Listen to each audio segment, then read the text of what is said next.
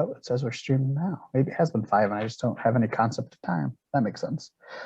Okay, so it looks like we're live. I'll look at this beautiful disclaimer together, and then we can ignore it. Not ignore it, but just know that it's there, kind of move forward.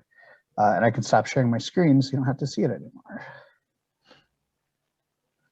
Oh, I thought we were going to read it together. Oh, no, right, no, everybody. Yeah. All right. No, that's mostly just for people that like log on. They see it and well, good. Okay, so I want to welcome everybody tonight, as always, to Poetry Live. I have the way this computer is. It looks at me like from an angle. I need to get it leveled up so I don't look so weird. Anyways, welcome everybody to Poetry Live, February 2nd. I want to thank you all for being here once again. As always, just mute your mics until we get to you. That way there's not a lot of cross sound. Even if you're not talking, there's some chance that like a siren might go by or whatever. Just keep the waves clean. It's good to see everybody's face again. It's kind of one of the cool things about Zoom is you can kind of see like the top of people's faces, and that's kind of neat. Anyways, everybody, let's also think, I'm a little over the place tonight, but I think we'll get through that. Let's thank the Erie County Public Library, just like every week, letting us kind of do this, hosting us. As always, it's wonderful to be here, and I'm glad to be able to keep this going. Some special announcements. Of course, it is Black History Month, and this month, the Erie County Public Library is going to be running some poetry programming specifically.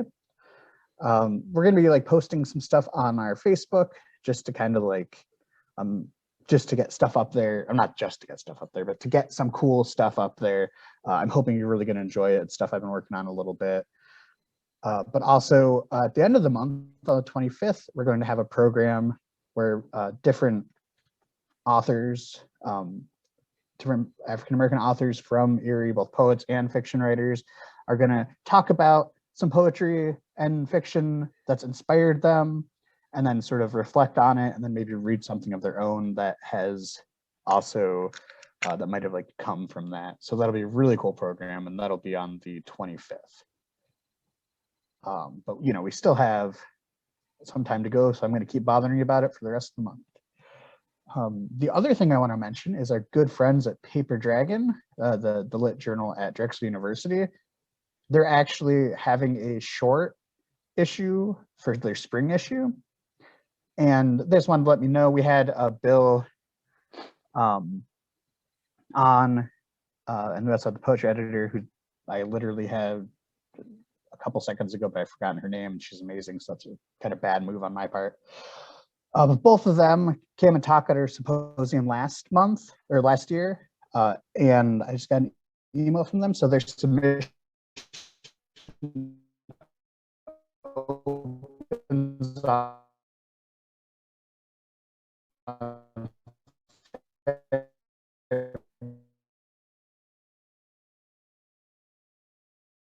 February 8th, and it goes to March 8th. So it's a pretty short. I don't think that'll be an issue, but just always good to remind everybody. When you're up, just introduce yourself with your name, just so we know who you are. That way we can kind of let everybody know appropriately. And then type your name in chat, and then I'll basically just go in the order in which I read. That way everybody's in there and we can just kind of go through it. There's less jumping around that way. And of course, if anybody kind of enters late or hasn't decided they want to read, they can kind of jump in at the end. I think I will go first. I actually don't have one of my own poems tonight, but I think I will sort of do what a lot of other people are doing, which is sort of covering other people.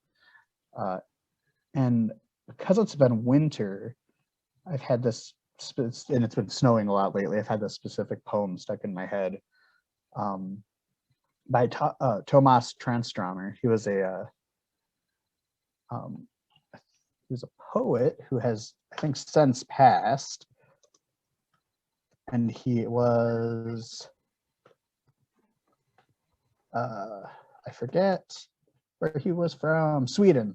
Swedish poet. I love him. I don't know. I forgot who he is.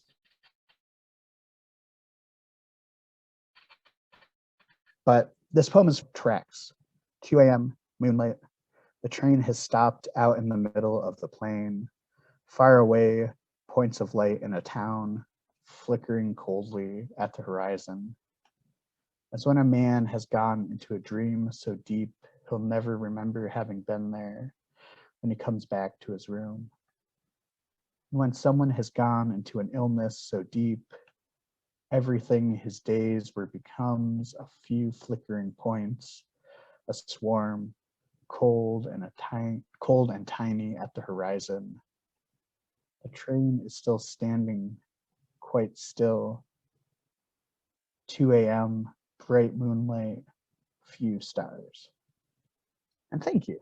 Kind of butchered it a little bit, but I still think it's worth looking at. So that's tracks by Tomas Tranströmer. Okay, and it looks like we're going to go with Chuck first. Let's give Chuck a hand.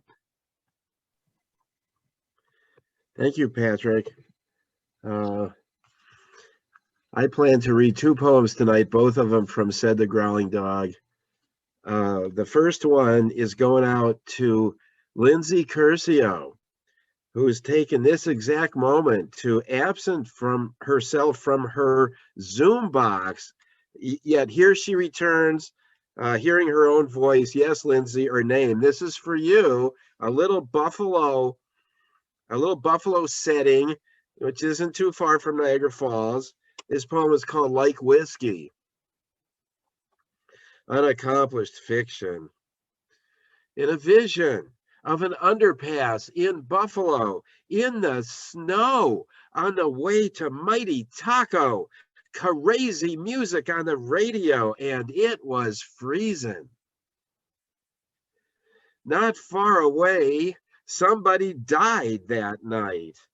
It wasn't you or me, and if it was, we would not have believed it. There wouldn't have been time between abusing love and utterly misunderstanding it.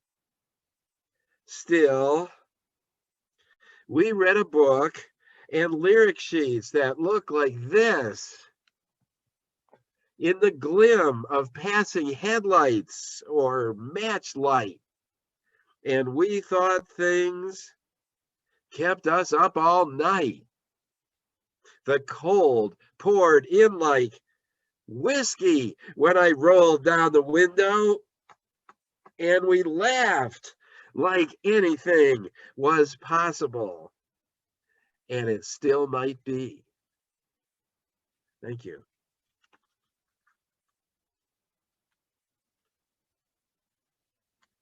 I am Chuck Joy, and unlike some of our other visitors this evening, I'm neither in Ohio nor Illinois, nor New York State for that matter, but in Erie, Pennsylvania. And I have had occasion to travel outside of Pennsylvania. And when I have the opportunity to share poetry at a setting that is not inside Pennsylvania, I frequently share a poem that I'm going to read tonight called Sex Machine. And this poem is inspired by and dedicated to the groundhog on his day, Groundhog Day. Sex Machine. What you don't know, unless you live in Pennsylvania, maintain a permanent residence, and maybe in Jefferson County, is why we love the groundhog so. Here's why. He's a sex machine. That cuddly lump of brown fluff, he's a freak. He can't get enough. our fertility god, the groundhog, our icon of love. Every time we see him, we Pennsylvanians, we lick our chops. Fireworks start going off. We feel like dancing. The groundhog stands for sex, intimacy, adult behavior, getting lucky, the overflow of love into loving, the way our rivers overflow our valleys with a flood. So, anytime you see the groundhog on TV, participating in his big day today, this morning, or advertising the lottery, or even in person, scuttling his plump butt across whatever lane you're traversing or field you're crossing. Do what Pennsylvanians do when we see the groundhog. Think about love. Thank you for the groundhog on his special day. Well, as somebody who is relatively new to Pennsylvania, I now know something. I'll think about the groundhog much more different. Thank you, Chuck. Let's. It looks like Danny is next. Let's get some politics up in here. Okay. Well, thank you. I guess my shirt must have inspired you. And what a poem, I must admit. But yeah, please hold back on all that sex appeal. I can't handle it these days as well as I used to. All righty. Well, I am Danny Mitchell, but most of you will know me as Art Vanguard, the host of the political poetry portion of the program. And I welcome you. Tonight's two readings are not mine. They are from off the web, but they're continuing the theme for 2021, which the political poetry guru has decided, and that is the American dream. So the first poem is by a woman named Ophelia. She's age 15, and that's all she signed. It's off of the familyfriendspoems.com website, and it's called Dream Poem. Starts out with a little narrative. I was watching a show with my dad. Whoops. I'm playing with my computer and I don't know it. Oh, there we go. I was watching a show with my dad about a man who cheated millions of dollars from people who thought they were making an investment. The man was spending the money on anything and everything. He had houses, cars, fancy clothes, and everything a person could ever want. Someone on the show jokingly said he was living the American dream. The sad truth is that to a lot of people, the American dream is getting to have everything you want and getting away with it. And that was Ophelia's first comment. Then she wrote this poem. Thank you. Change the page here, pardon me. There we go. Living the American dream isn't always as it seems. Fancy cars, movie stars, pain-filled lives filled with scars. I've got it all. My life is good. Everything seems as it should. I can do it myself. Life is all about me. That's what they say because they just can't see the pain-filled lives with no hope to find to true happiness they are blind. Do what you want, for tomorrow we die. That's the way many live. But excuse me for being. It's the way many live, but inside they cry. They can't see why their world is a mess. They've lost their way, but won't confess. To surrender is the only way to be free. But if they won't hear it, they'll never see. We just show the world how to lose their chains. They need to know God cares for their pain. The American dream shouldn't be about me. To so many it is, and they simply won't see. Except for my stuttering, that was a her-touching moment after that TV show and the American Dream. I can't wait to write my own poem eventually this year, but right now I'm getting a lot of fodder from the poems that I do read, especially, well, last week I was reading Langston Hughes, and he's the most famous of all the poets in the political world, in my opinion, American poet. And his was written back in the 20s and 30s, but of course, that was an important time in America. All right, this poem is called The American Dream by Amy H. from Wichita, and it was on the AmericanDream.com. Yeah, AmericanDream.com, the museum dedicated to the American Dream. So they had a bunch of categories, and I picked poetry, and this is the one that came up. The American Dream. It is the American Dream, what we all strive for and imagine, in double-wide trailers to double-wide mansions, in sprouting lakes of fake fish. Nothing captures its essence, unbound by time or dust or rot. The things we cherish still are lovingly fated and brought through the centuries. It is more than a dream now. It is reality that the millions have made. Our heart and soul builds the heaven on earth, a refuge for the sick and a shelter for the needy. It is everything we desire.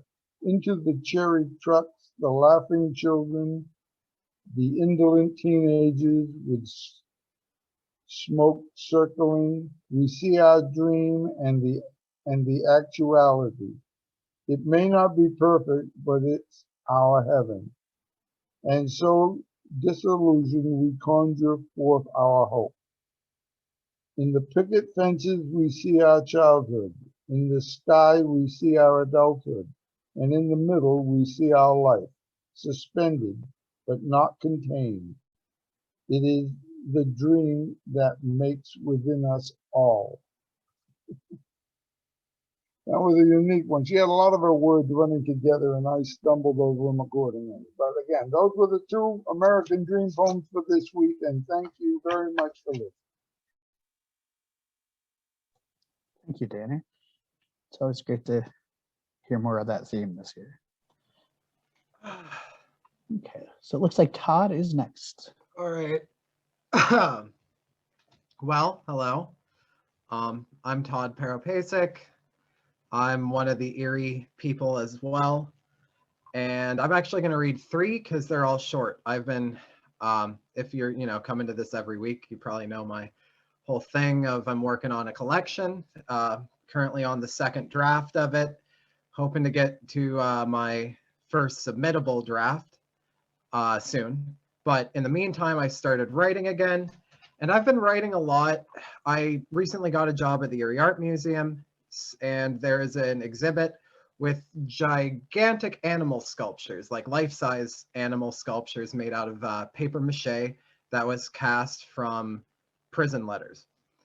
And it's super cool. And but I've been doing some poetry based on that. My wife has been sending me some animal photography to do poetry based on, and here are some, I guess. This first poem is part of a new multi-part poem series. I'm calling it Carolingian. I'm kind of, I don't know what the theme or the idea behind it is. I might just bust it up and get it for parts, but this is Carolingian 3. I've gone through a lot of realizing lately. The pieces almost look like that picture on the box. The frame is just a hair off from being level. The grains of sand packed themselves together into a palpable brick. Thank you. This next poem is inspired by a photography that my wife, photograph that my wife took. She took it of a red-tailed hawk, in Rochester, New York, that was perched on a tree outside of the CBS news station eating a pigeon. And so the photograph actually shows the innards coming out and the hawk like pulling out the guts. So this is the poem I wrote about that. It's called Red Tail Hawk in Rochester. Craned off the bark of an ambitious maple, that pigeon looked like it was beyond the need of immediate assistance. Like the Heimlich maneuver wouldn't help one bit. Thank you. This last one is even shorter than the two before. This is a shot, this was based off of a picture that my wife took of the International Space Station crossing the moon. She actually got the shot where you could see the vapor trails following the space station. So this poem is called Satellite. Shooting for the moon, I caught a hunk of steel instead. Aluminum slabs riveted through with diamond threads. That's my piece. Thank you. Some fantastic images. I'll be thinking about that pigeon for a little bit to come. Okay, so let's get Russ next, and let's welcome him to the stage. Oh, thank you. Glad to be here. Good to see everyone. I also have 3 short poems. An empty silence has entered my house, and the moon walks across my days as I wait for you to unfold your umbrella of hyacinth hair and cherry blossom dreams to fall like plums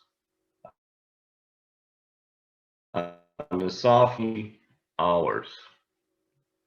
4 in the morning, and a single nightbird breathes an aria somewhere beyond the curtain.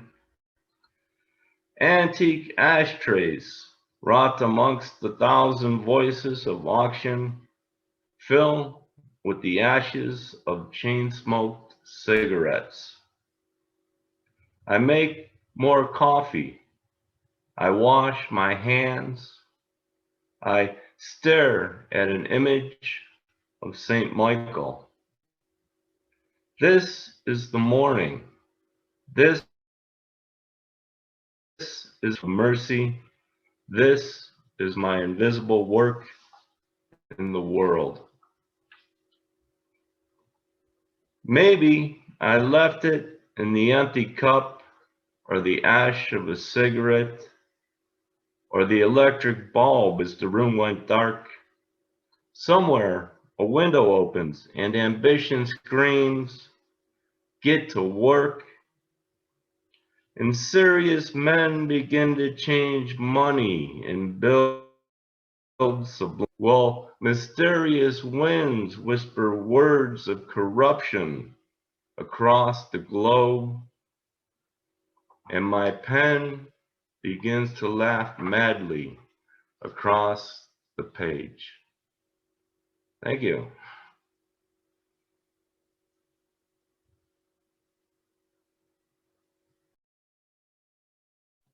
I want to thank you a lot, Russ. That was great. Okay, sorry, I'm squinting. I think I need new glasses. Okay, yeah, so let's thank Russ again, and let's welcome Mabel.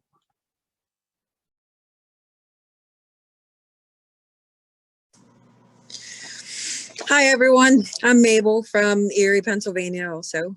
I'm excited to be here. I haven't made it home from the office yet, so although I've written a lot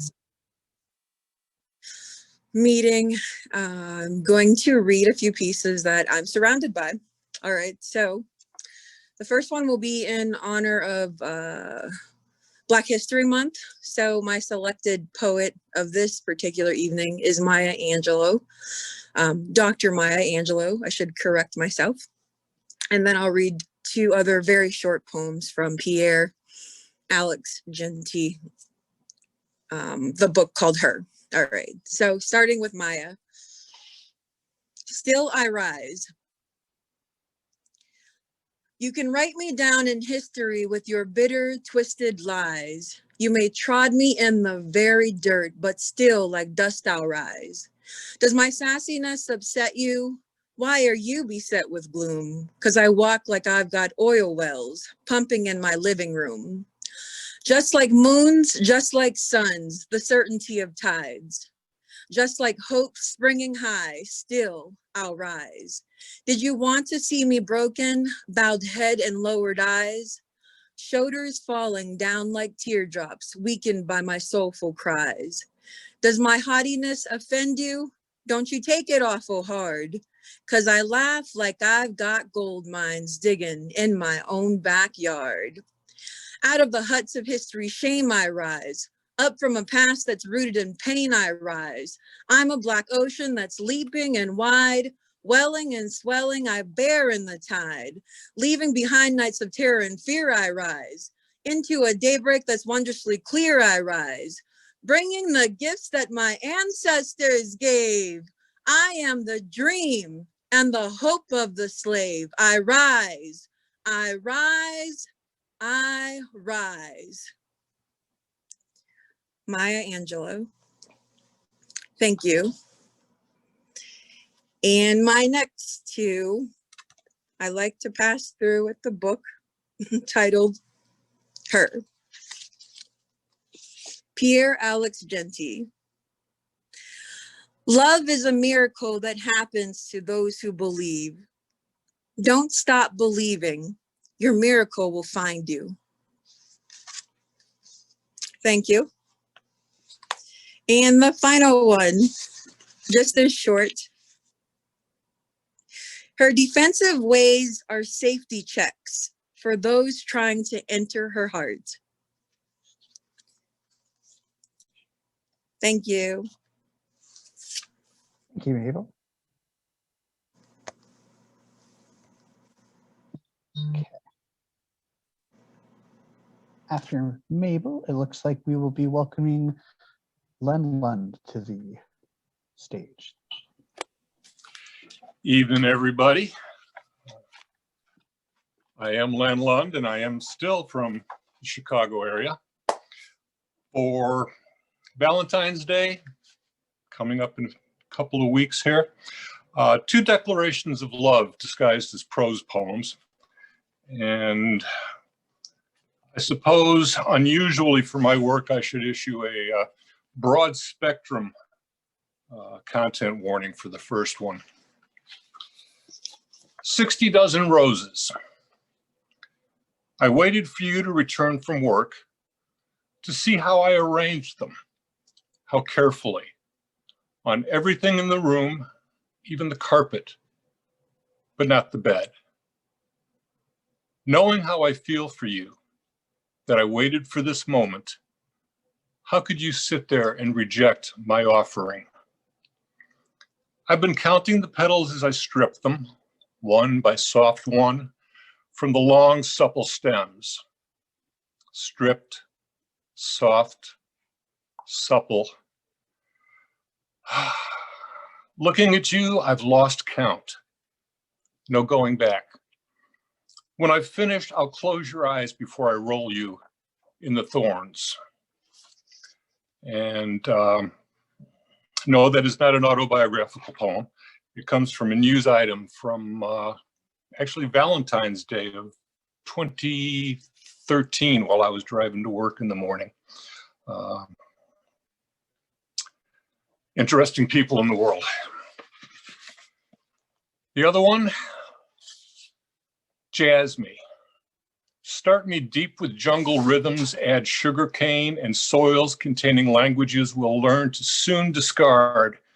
Give me baptism by fires in the darkest of the night, and then escape with me while our others wallow, while our others follow missionary tracks and black motes noted on white sheets. We will fix on fusion. We will find the star stuff in each free improvisation. I will riff your body with my fingers, bring forth emanations with my lips while you pluck counter notes and melodies to see us off this stage beyond percussive endings, deep in God. Thank you.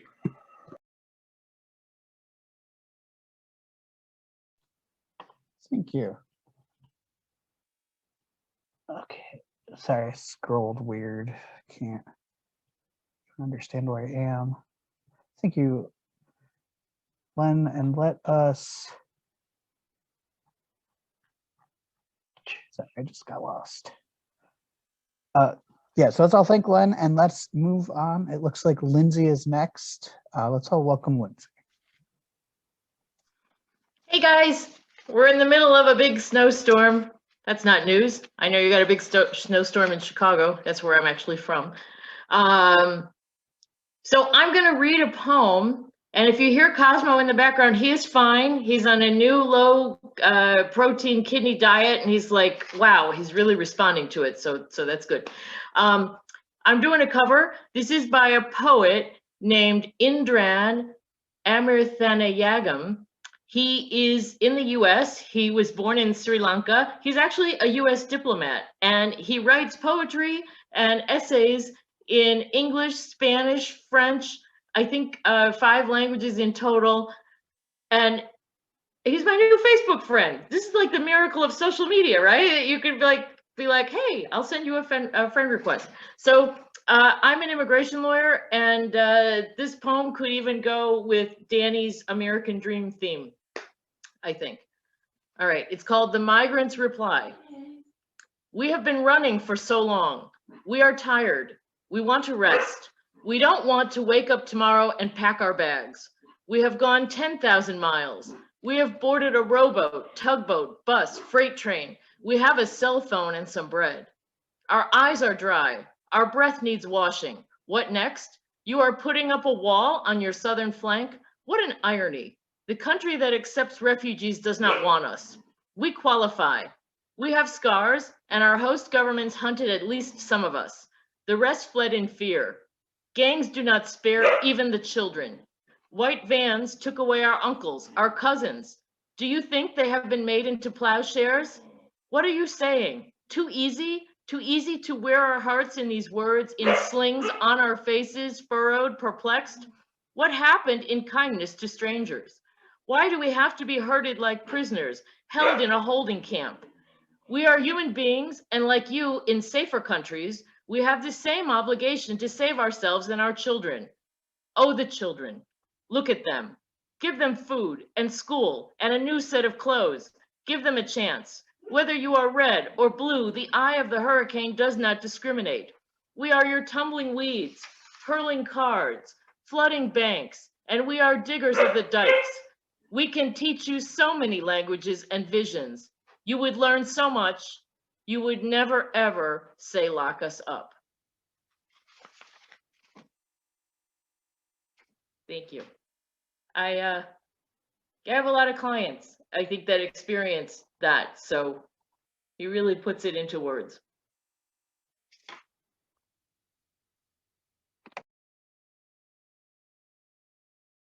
Oh, thank you, Lindsay. That was a wonderful poem, and it's really, really important work you're doing. So, yeah, that's amazing. So I think Lindsay was our last. That was a nice addition to the American Dream theme from an immigrant's point of view. I'll look up some of them poems. Absolutely. Wonderful. Yeah, I think that definitely like fits in with that theme. Maybe I'll have to do an American Dream poem at some point. I don't think I will, but I might. Okay, so I think that is the last. Lindsay was the last poet, so we can head on out for the night. I want to thank everybody for being here tonight. Thank you for all your poems and your poetry and all your covers. It's always so great every week. I'm really looking forward to next week, and as this month kind of winds out, I think it's going to be a good one. I want to just remind everybody, like I said at the top, Paper Dragon from Drexel University is opening submissions. So if you've been looking for a place to submit, and if you have been, especially someplace for diverse voices, they open up in February 8th and go until March 8th. So it's a pretty, it's a short reading period, but it's meant to be like a short issue. And you can just find them at drexelpaperdragon.com. And lastly, just a reminder that we do have a good amount of Black History poetry programming set up for this month. Some of it's going to be videos, like the thing on the 25th, who our very own Mabel will be a part of here. And I'll go more into detail on that later on. But also, there's going to be some like passive programming, some stuff online that you can like really engage with, hopefully. So I again, thank you all. I look forward to seeing you all next week. If you have any concerns or questions, you can email me at pnuttall@eriecountypa.gov. And I look forward to talking to you all soon. You have a wonderful night. Bye. Bye. For having me.